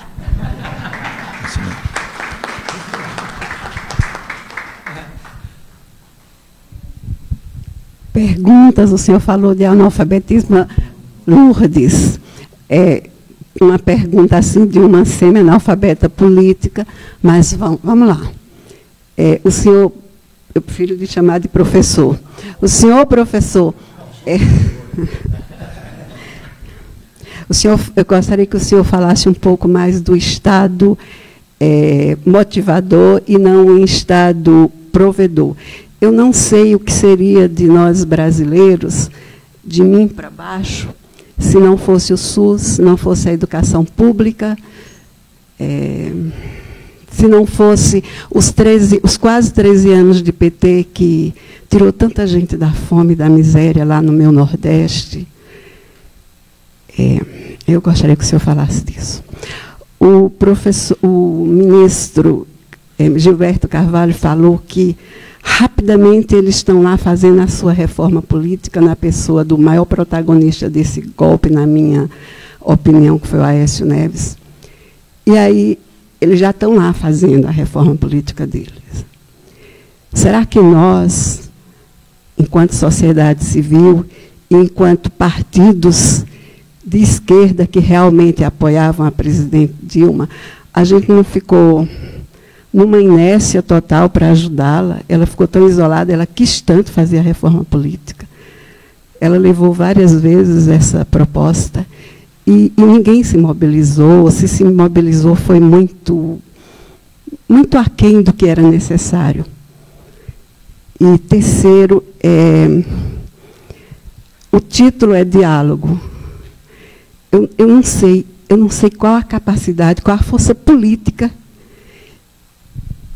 que está por trás ou na frente do Eduardo Cunha, do Gilmar Mendes, do Sérgio Moro. Algumas más línguas falam, não sei se más línguas ou verdadeiras línguas, do dedo dos Estados Unidos. É somente aqui no Brasil mesmo, ou tem alguma coisa mais forte para que a gente até saiba até onde que a gente pode colocar a mão? Para que os nossos jovens não vão parar todos algemados, como eles estão algemando as crianças e os adolescentes que invadem a escola. O senhor falou de Estado Islâmico, aí eu faço uma pergunta. Será que o Estado Islâmico existe por ele mesmo? Ou ele existe porque forças exteriores, como esse dedo dos Estados Unidos, que foi lá na Síria, que foi lá no Iraque, que foi lá no Afeganistão, que veio aqui em 64, e que eu pergunto aos senhores, será que não está agora? É isso que eu gostaria. Porque a gente fala assim, vamos rezar para o Estado Islâmico acabar. Será que é isso? Ou será que eles não são fruto de uma subjugado frontalmente que os leva a se tornar homens bombas? Obrigada. Bom, irmãos, são 14 para meio-dia, tem 1, 2, 3, pelo 3 pessoas. E nós devemos fechar a porta aqui a meio-dia, é isso? Tolerânciazinha. Então, vou pedir a ser curtinho, para dar a possibilidade a nossos amigos convidados aqui de poder responder. Curtinho. Sim, senhor. Leda Barreiro, sou professora aposentada da UNB. Leda Barreiro. Ontem eu fui na palestra do Boaventura Souza Santos, ele falou que nós estamos numa democracia sequestrada. E falou que nós vivemos um processo de continuidade e descontinuidade, não só no Brasil, mas também na América Latina e em outros países, que nós vivemos entre o colonialismo, o capitalismo e o patriarcalismo. Então, que, na verdade, as coisas parecem que mudam, mas não mudam. Mas o que eu me trouxe aqui agora, eu gostei da contradição aí, de que pode ser reeleito, não pode ser reeleito, pode ser da mesma família, não pode ser da mesma família. Essa questão dialética ela é muito interessante, porque nós estamos aqui em diálogos em construção. Gostei do nosso jornalista que propôs a mudança na propaganda eleitoral. Então, eu também pensei em algumas coisas aqui, que quando as pessoas vão se candidatar, elas não podem se candidatar só no umbigo delas. Elas têm que passar por uma seleção, isso é coisa, estou pensando alto, né, gente? Dentro do partido, que se faça um tipo de assim, que a pessoa tem que se propor, quais as propostas, de onde vem, qual é a comunidade, está representando que grupo, e que tem que passar por um tipo de seleção que o partido vai organizar, aberto à comunidade, até pode ser filmado, coisa, mas que os candidatos eles têm que ser selecionados pelo partido, mas com a opinião também de comunidades. Então, acho que isso seria uma coisa mais democrática, vamos dizer assim, não é? Porque tem um tiririca, um outro que... Gente, é uma coisa que não faz sentido nenhum você pensar a pessoa se candidatar no seu umbigo, né? Outra coisa que eu acho que é importante também é a questão da ficha limpa. Eu acho que o partido, o candidato que teve problemas em questão da ficha limpa, o partido também tem que ser penalizado. Porque o partido também tem que fazer uma seleção, um acompanhamento de quem são os candidatos, não é? Aqueles que estão se propondo. Eu acho que isso seria uma coisa diferente das pessoas ir lá se candidatarem e pronto. Elas têm que passar por esse processo primeiro. Eu acho que seria muito interessante. E aí... Não importa se é filho do fulano, que já foi deputado, que foi senador, se ele tem, como eu pensei nisso, eu tenho pensado, essa questão da vocação política também. Porque essa pessoa tem vocação política, ela viveu naquele ambiente, ela tem visão, não é uma visão só micro, ela tem uma visão macro, ela tem propostas, ela está acompanhando um processo, então, essa questão é polêmica. Vamos. Sou Lúcia Nascimento, a minha pergunta é bem pontual. O deputado falou que de barriga vazia, o dito popular, né, de barriga vazia ninguém pensa. Eu acredito que de barriga vazia poucos irão votar se o voto não for obrigatório. Então, eu gostaria de ouvir, eu sou árdua defensora do voto obrigatório, gostaria de ouvir a opinião dos senhores. Rápido também, para dar tempo, né? Gilberto. Sou da área de saneamento, tá? Militância de longa data nisso, e no contexto de políticas públicas, a gente viu até um pouquinho o mundo afora também, além do Brasil, a necessidade de ações políticas que contemplem os excluídos, né? Aqueles pobres dos pobres, né? Que ficavam de fora nos programas tradicionalmente formulados, que eram de saneamento, habitação, essas coisas, que tinham requisitos que deixavam de fora realmente quem mais precisava. A pergunta é, o Bolsa Família contemplou essa realidade e, se sim, né, é um pressuposto, como reagir, né, ao desmonte que está sendo feito pela propaganda, ou pela mídia, enfim, pela grande mídia, com denúncias, né, com desvios e todo esse tipo de coisa. Como que se reage a isso, né? Como é que eu gostaria de ouvir, principalmente Patrus Ananias, né, sobre essa questão? Acho que é importantíssima, é uma inquietude que está colocada aí, dentre outras que estão também. Obrigado. Hein?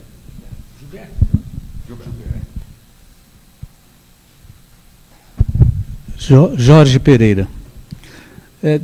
Ante toda dificuldade na situação política do Brasil, no sistema político, me inquieta muito, ultimamente, principalmente, essa questão do voto proporcional, né?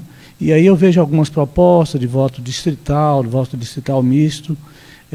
Pensava que, por exemplo, o sistema dos Estados Unidos seria interessante, mas hoje eu vi, também aqui pelos palestrantes, críticas bastante significativas com relação a essa questão. Perguntaria se tem dentro, por exemplo, só para ser mais curto, se o modelo dos Estados Unidos seria razoável. Outra questão que me preocupa muito na questão de positivar essas reformas, tudo isso, da responsabilidade, da democracia dentro do partido, como que isso é hipocriticamente levado. Exemplo, a questão dos 10% ou X% de candidatas mulheres nas últimas eleições, né? Candidatas mulheres.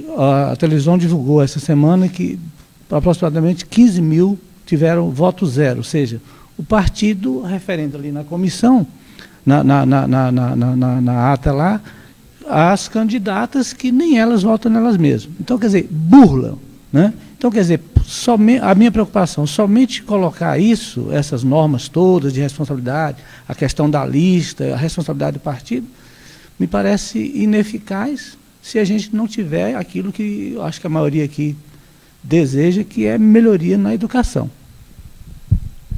Antes de dar a palavra para finalizar, que é bom deixar finalizar, quero lembrar dois avisos. Lembrar, 3 de dezembro, sábado, vai ter o dia todo, vai ter evento, diálogos em construção sobre a questão da Previdência Social, já falamos, vai ser aprofundada, vai ter 2 momentos, momento de manhã, um pouco como nós aqui, e à tarde, mas vai ter representantes de entidade que vão colocar mais uma linha mais de militância, de postura política. E segundo aviso, na saída, não esquecer a cesta básica para quem quer contribuir. Então, vamos dar a palavra para finalizar. É melhor terminar por palavra deles que pela cesta básica.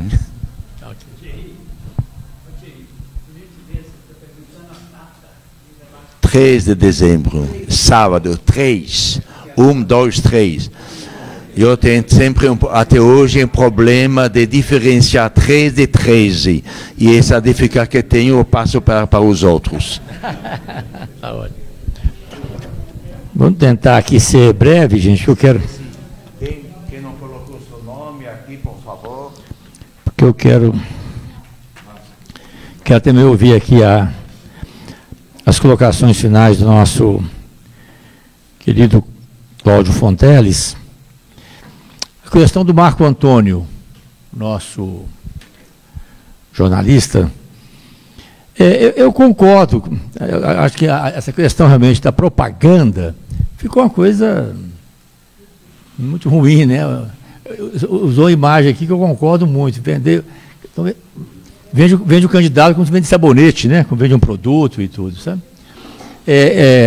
Então, eu acho que as ponderações que o Marco Antônio faz são procedentes, mas eu insistiria naquele ponto que eu coloquei antes, assim, por que tem que restringir o tempo das campanhas? Você não está gastando dinheiro, você não está fazendo nada contra a lei. Deixa a pessoa dizer que é candidato, ué. E andar nos lugares, e nos bairros, nas comunidades, usar as redes sociais, sabe? Anunciando que vai ser vereador ou candidato a deputado estadual, porque muito candidato que tem base eleitoral precisa de tempo para conversar com as pessoas, né? com as entidades, com os movimentos sociais, né, Laudelino? Então, eu colocaria um pouco essa reflexão também, sem prejuízo das colocações muito oportunas que o Marco Antônio nos trouxe, né? Assim, não, agora está aqui, as folhas aqui, estou começando com o Padre Hernani, é isso mesmo, Padre Hernani, eu acho que espalhar na cara, né? Assim, é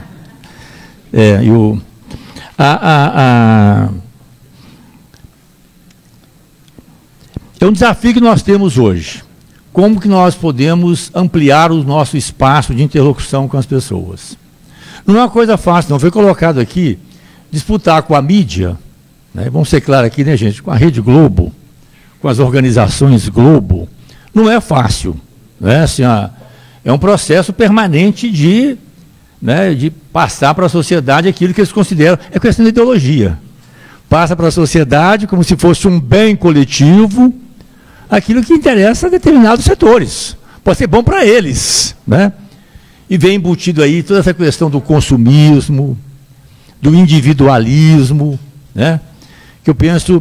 Então, eu acho que nós temos que assumir, normalmente, o papel de militância, né? Eu acho que nos anos 70, nós somos mais velhos, a gente usava duas palavras, conscientizar e organizar. Sem nenhum caráter doutrinário, né? Sem querer impor aos jovens, às crianças, aos pobres, né, uma ideologia, mas nós temos que conversar e estimular a reflexão. Eu compartilho aqui, viu, Padre Hernani, assim, eu ando abatido não, porque a gente busca forças, né, para continuar, mas eu considero assustador o nível de reflexão no Brasil hoje. É muito pobre, é padrão novela, sabe, assim, as pessoas estão, é difícil encontrar uma conversa boa, alentada, né? Um dia eu estava brincando com minha mulher, nós estávamos tomando uma cerveja e vendo novela. Nós começamos a adiantar os diálogos. O que eles iam dizer? Era tão previsível. O que eles iam dizer, né? Assim, então é isso que nós temos que enfrentar hoje. Nós temos que... Eu estou lembrando aqui de 2 livrinhos que me marcaram muito, nos meus anos de juventude. Um do Padre Lebré, chama Princípios para a Ação. Esse livro eu usei, emprestei e fiquei sem ele. Vou recuperar, vou mandar olhar no sebo. E outro é um livrinho luminoso do nosso saudoso, querido, sempre presente, Dom Helder Câmara. O Deserto é Fértil. Que veio à luz em pleno período da ditadura, a gente sem saber o que fazer, e de repente uma luz. É isso. Nós temos que, cada um de nós, fazer a sua parte. Né? Conversar com as pessoas, ouvir, participar dos movimentos, sabe? Ser uma presença ativa, exercer isso que nós colocamos como fundamental, os nossos direitos e deveres de cidadania, que no nosso caso são acrescidos também pelos nossos direitos e deveres de cristãos, de seguidores de Jesus. Por falar em Jesus, eu li há poucos dias um texto lindo de um alemão chamado Albert Schweitzer, ganhou o Prêmio Nobel da Paz, médico, foi para a África. Ele teve uma crise de fé, não sei se ele voltou depois, mas nessa crise de fé ele declarou uma coisa luminosa, eu achei. Perdi a fé, é hora de seguir Jesus.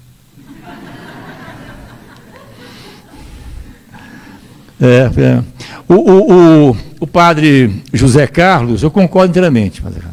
Inclusive, eu mencionei aqui o Dazin, né, que tinha um 2º ano primário, não era analfabeto, que ele lia muito, mas as pessoas já são excluídas que não tiveram direito à educação formal. Agora, nós não podemos também vincular o conhecimento formal com sabedoria, com pessoas que têm uma extraordinária capacidade de aprender com a vida. E aqui eu dou um depoimento pessoal. O meu avô materno, libanês, veio do Líbano jovem, analfabeto, no árabe e no português. E construiu uma família de 16 filhos, encaminhou uma vida vitoriosa no Brasil, uma pessoa participava ativamente da igreja, de movimentos. Então eu penso que também a educação não é nenhum critério de caráter. Nós estamos vendo aí, né? O fato de ter curso superior não dá caráter a ninguém.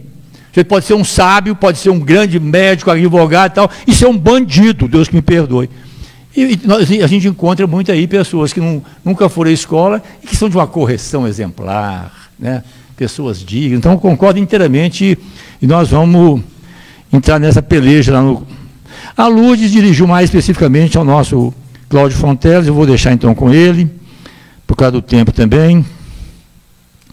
A questão que a Leda põe aqui, né, das candidaturas representativas, Eu tenho um pouco esse cuidado, sabe? Eu coloco muita lealdade nisso. O risco, ali, está ali atrás aí. Ali eu coloco um pouco isso, de ter um certo cuidado, que com muita facilidade, eu sei que não é o seu caso, hein? Com muita facilidade a gente resvala para o fato de ter conhecimento, ter cultura no seu pé. Eu sei que não é o seu caso, mas com muita frequência as pessoas colocam isso. E aí colocam outra questão, você colocou muito bem, e aí você faz a ressalva, quando você fala seleção do partido com a participação da sociedade. Né? Porque nós temos esse desafio também, né, gente? Então, olha, nós estamos, a experiência do Partido dos Trabalhadores, com todas as contradições que nós vivemos, é uma experiência muito singular no Brasil. Um partido de 37 anos, que nasceu de baixo para cima. Quando nós começamos o PT, não tinha nenhum deputado. Eu lembro que em 1982, primeira eleição nós elegemos um deputado estadual em Minas. No estado todo de Minas Gerais, 14 vereadores. Um deputado federal pelo estado. O total de deputados que nós fizemos no Brasil inteiro foram 8 deputados. Quando nós éramos muito rigorosos naquele tempo, né, até demais, 3 foram no colégio eleitoral, votaram no Tancredo e foram cassados. Nós fomos cassados pelo partido, foram expulsos do partido. Ficamos só com 5. Né? Então é uma construção. Mas eu sempre coloco um pouco essa questão, sabe, Lida, assim, de quem vai tomar a decisão. Né? Assim, porque os nossos partidos, com muita facilidade, o PT viveu isso também, tem que colocar aqui, quer dizer, um partido. O PT, durante muito tempo, os mandatos eram do partido. Hoje não é mais. O PT, durante muito tempo, teve vida interna. Debates, seminários, cursos de formação política, capacitação, tinha vida. Tanto que quando nós fundamos o partido há 36 anos atrás, a gente falava isso. Nós queremos um partido que funcione o tempo todo, e não seja só de tempo de eleição. Mas hoje a gente tem que reconhecer. Né? É um desafio que nós temos. A burocracia partidária... em todas as frentes, né, gente? Em todo lugar, o mal não descansa. Nós temos que ter, por isso que nós que representamos, bem o nome do bem também, a gente também tem que ser mais... Jesus nos advertia seriamente, né? Os filhos das trevas são mais espertos que os filhos da luz. E sejam puros como as pombas, mas prudentes como as serpentes. Né? Bom, a Lúcia... De barriga vazia, ninguém vai votar. E da Lúcia? Ô, Lúcia... exatamente, aqui eu disse com muita franqueza. Aqui. Primeiro, eu considero isso, tá, Lúcia? Eu acho que nós temos que vincular a questão política com a questão social. A pessoa, para exercer a sua cidadania, tem que ter as suas necessidades materiais básicas atendidas. Uma pessoa que está disputando a cada dia o pão de cada dia, né? Como diz o poeta lá, na Morte e Vida Severina, a vida de cada dia de comprá-la. Quem está comprando a cada dia o seu direito de viver, de comer, de morar ou de não morar, sabe? Não tem condição de pensar a sua dimensão comunitária da vida, né? A sua dimensão coletiva, social, né? Então, acho que nós temos que trabalhar nesses 2 níveis. Agora, no limite, eu falei aqui, né, eu fui muito sincero, eu fico muito balançado. Aliás, várias coisas me balançam, viu, gente? Eu estou cada vez mais cartesiano. O Descartes, né, penso, logo existo. Né? Eu faço uma pequena modificativa, uma pequena mudançazinha aí. Penso, logo existo. Se a gente exerce o pensamento, se a gente lê, ouve as pessoas, é isso. Se a gente tem estado permanente de diálogo, a gente também vive um estado saudável, né, de dúvidas e de inquietações.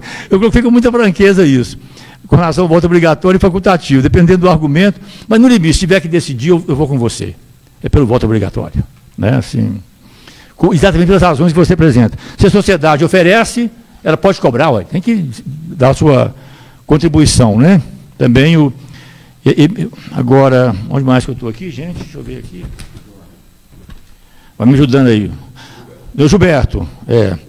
Gilberto. Olha, Gilberto, quando nós começamos o Bolsa Família, em 2004, 2005, o Bolsa Família foi alvo de uma campanha duríssima da imprensa, duríssima. Aquele programa dominical da Globo, como é que chama? À noite, o Fantástico, dedicou 32 minutos. E a Globo tem uma competência muito grande técnica, né? Eles sabem quando eles colocam emoção. Eles colocaram aquela emoção como se nós estivéssemos cometendo um crime de lesa pátria. Pesado. Eles acharam 2 ou 3 casos. Por sorte, eles erraram um. Erraram. Uma criança do Maranhão. Que eles iam levar, inclusive, que aí eles iam detonar mesmo. Ia passar no Faustão e tal. Essa criança que eles levaram do Maranhão. E o governador do Piauí, na época, o Elton, que é governador novamente hoje, me ligou e falou: prepara aí que eles passaram aqui numa. Estão levando esse menino para fazer um carnaval. Aí o menino recebia, nós comunicamos para eles na véspera. Conseguimos empatar o jogo. Junto com a Rede Globo, todos os jornais, batendo Bolsa Família virou moda. Aí o presidente Lula me orientou. Falou: Patrus, vai lá e conversa com eles. Explica para eles o que é o Bolsa Família, as políticas sociais e tal. Eu fui e conversei com eles todos. Marinhos, Frias, Mesquitas, Cívitas. Esse foi o pior de todos, da Veja. Todos eles. Essas 4 ou 5 famílias que controlam a comunicação no Brasil. Pois bem, eu voltei e falei com o presidente Lula. E aí eu acho que vou dar para. Falei: presidente, a briga deles não é com Bolsa Família, não. Eles não gostam do senhor. E não gostam de mim também, não. E não gostam de nós, não, presidente. Vocês puderam tirar a gente daqui. É a mesma turma, presidente, que levou o Getúlio Vargas ao suicídio em 54. É a mesma turma que tentou dar o golpe em 61, quando o Jânio Quadros renunciou. É a mesma turma que deu o golpe em 64 e reafirmaram o golpe em 68, com o ato institucional número 5. É a mesma turma. Aí ele riu, aquele jeitão dele, falou: mas enquanto a gente puder ir convivendo com eles aí, empurrando, nós vamos, né, e tal. Então, acho que daí, sabe assim, então eu estou voltando agora de novo. Agora, gente, o programa é exitoso, o mundo inteiro aplaude. É uma maravilha, você viaja pelo mundo. Bolsa Família e Fome Zero são 2 expressões que o mundo conhece. Sabe assim? E está aí. O Brasil saiu do mapa da fome. Você não tem os retirantes e os flagelados mais no Nordeste. Sabe assim? Mas incomoda, né? O Jorge. Essa questão também, né, Jorge? Se tiver que fazer uma escolha no limite, eu faço a escolha pelo voto misto, modelo mais vinculado à Alemanha. Porque aí você preserva a vinculação, né, uma pessoa que tem uma vinculação mais direta, mas preserva também esse espaço de mandatos mais universais, no sentido de temas que transcendem. Né? Por exemplo, é um dado significativo. Ninguém conhece aqui, ninguém vai falar o nome de um deputado dos Estados Unidos. Não tem um deputado da hoje que é o maior país, é a maior potência do mundo, a gente vive babando diante deles, né? Os meios de comunicação dão mais notícia deles lá do que de nós aqui, a começar pelos nomes dos programas, né? O Manhattan Connection. Né? Então, mas a gente não sabe, porque o nível é baixo. Eles são representantes de interesses muito localizados. Então, essa mediação seria importante fazer. E era isso aí. Mais uma vez, gente, eu quero agradecer a vocês esse encontro. Foi muito bom. A gente aprende também, a gente traz um pouquinho das inquietações da gente, do que a gente está pensando, refletindo, mas é muito bom, ainda mais participar de uma mesa com o Cláudio Fonteles. A gente também sai enriquecido. Só que às vezes sai com mais dúvidas do que entrou, o que é muito bom, né? Obrigado.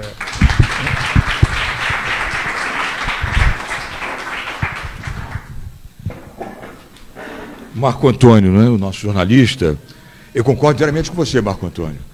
O sistema é realmente vender produto, o político um produto.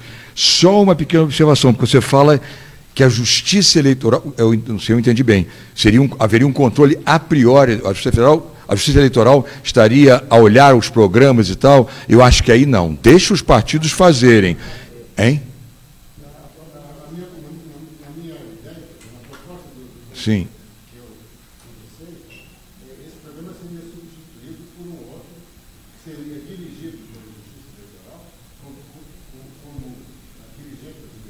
Entendi.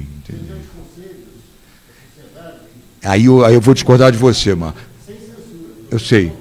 Eu sei. Mas aí eu discordaria de você. Eu deixo, nessa linha que eu sou defensor aqui, né, do voto em lista fechada, né, eu deixaria os partidos políticos fazerem essa programação e ela teria o controle a posteriori, no caso de excessos, aí, enfim, né, ela apreciaria o tema à luz do Poder Judiciário. Ela não entraria na formatação da programação, de responsabilidade exclusiva dos partidos. Mas concordo inteiramente que, como está o modelo é de venda.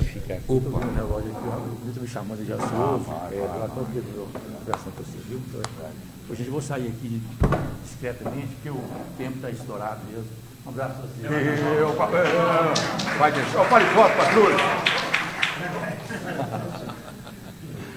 Freud explica. Então, o que é de franciscano isso também, não tem? Sim, deixamos bem. Não, deixa.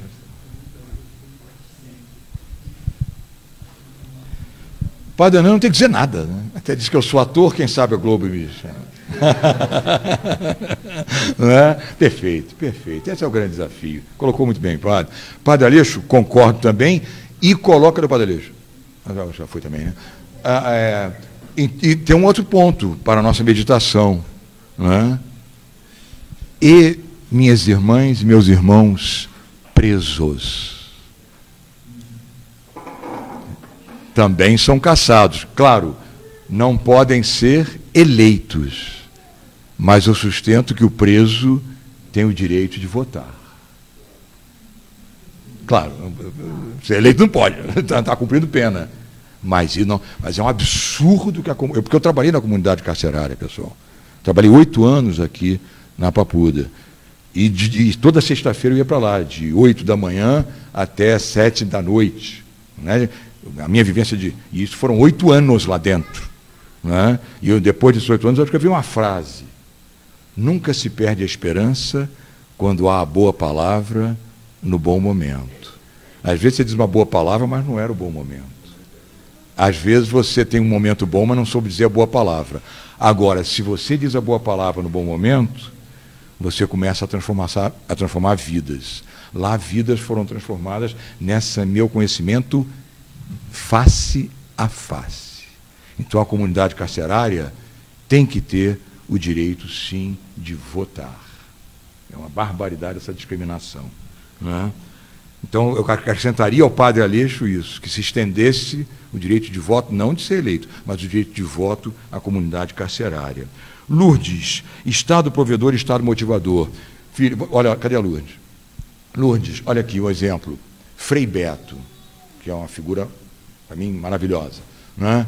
No início do governo Lula e tudo mais, ele chega a Fonteles.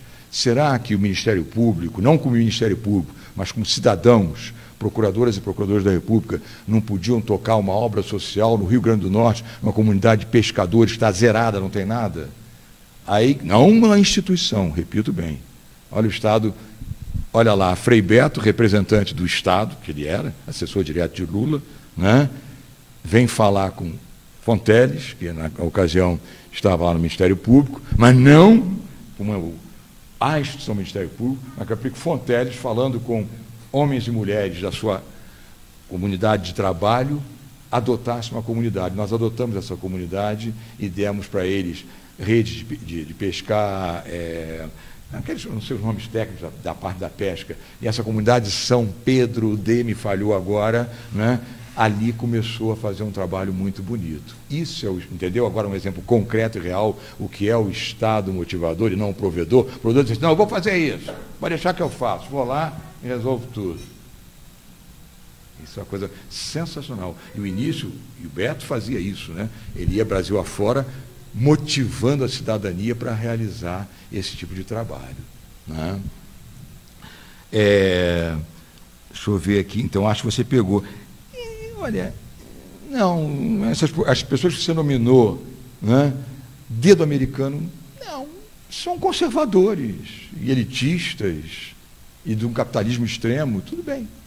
Não veja essa, não é dessa trama internacional aí, não. Claro que os americanos estão felizes, mas eu acho que não são agentes nem nada disso.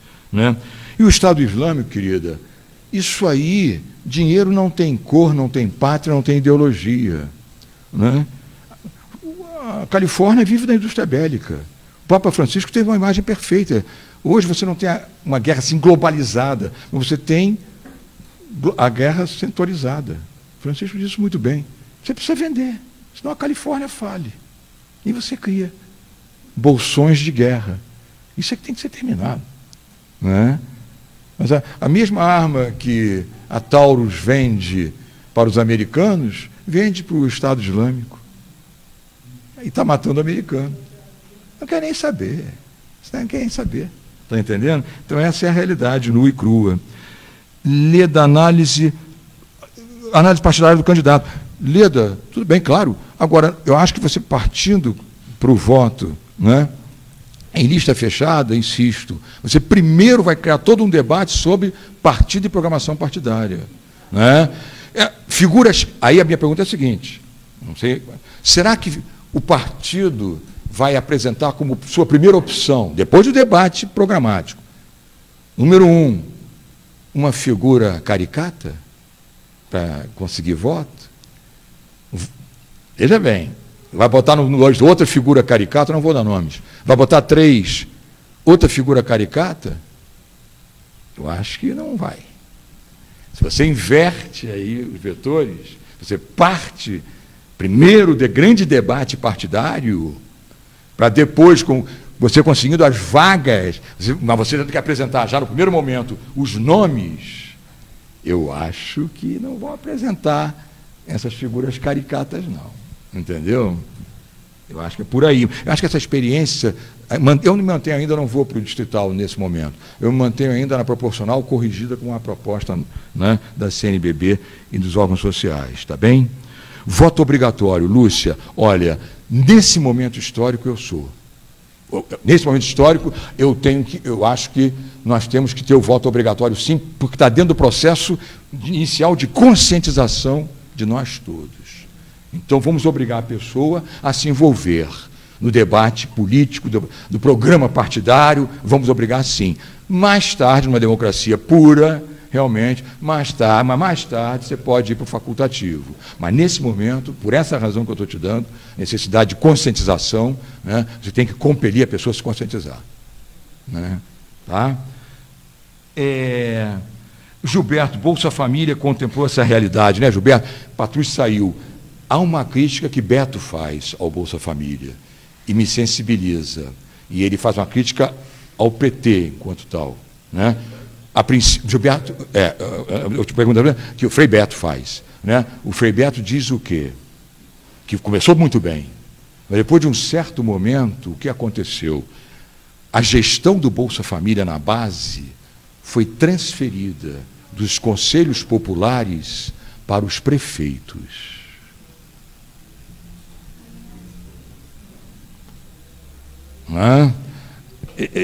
Eu acho procedente, eu gostaria de ouvir Patrus, entende?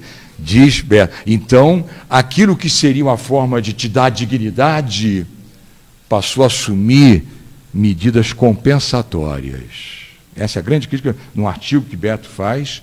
Eu tenho esse artigo, podia ter trazido, esqueci, né, recortado. Há que se pensar isso. Não sei se pode, né? Mas, enfim, o que estava entregue à cidadania, aos conselhos de comunidade, num mau dia, o PT transferiu para prefeitos. Aí há um problema. Né? Aí há um problema. Tá, Gilberto? Então fica essa nossa observaçãozinha aí. Né? Jorge, não, o modelo americano não é razoável, não. Eu não quero importar nada. Claro, eu conheci e tal, mas é esse modelo que eu acabava de dizer para o Marco Antônio. É o modelo da farsa, do make-up. O cara ficava todo bonitinho. Fala, a democracia é melhor dos regimes, está tudo estudado, para com isso. Né? Não, entende? Nós temos que criar a nossa realidade. Claro, pensando, refletindo sobre o mundo e tal, mas é a nossa realidade. Né? E só para fazer um finalzinho, né, aqui, veja, eu vou conceder, a gente tem que sempre, o debate é bonito, é bom por isso, né? Eu tinha dito, impediu o filho do Patrus por 15 anos, né, que eu falei, né? Dê essa para ele, Padre Thierry. Eu vou conceder, né? Depois de ele terminar o mandato dele, 8 anos. Mas eu continuo achando, né, que realmente a profissionalização e a familiarização, isto é um mal brutal. Né? Mas fica para o nosso debate. Tá? Agora, o fundamental é que a gente realmente crie, como diz o Padre Hernani, né? Temos que criar. Isso é o grande desafio nosso. A gente não pode parar. Não pode parar. Tá? Paz e bem. Então, agradeço a todos pela presença. Como diálogo em construção, você pode ver que hoje tem uma câmera bonita, o Rui gravou tudo. Para quem faz o retiro e que está aqui um pouco metido agora, pode abrir a página, o Facebook está lá toda a gravação. Né? Quem quer repetir, é bom, já que também é maneira de multiplicar. Então, muito obrigado. Lembrando, todos nós estamos convocados dia 3 de dezembro, sábado. Muito obrigado.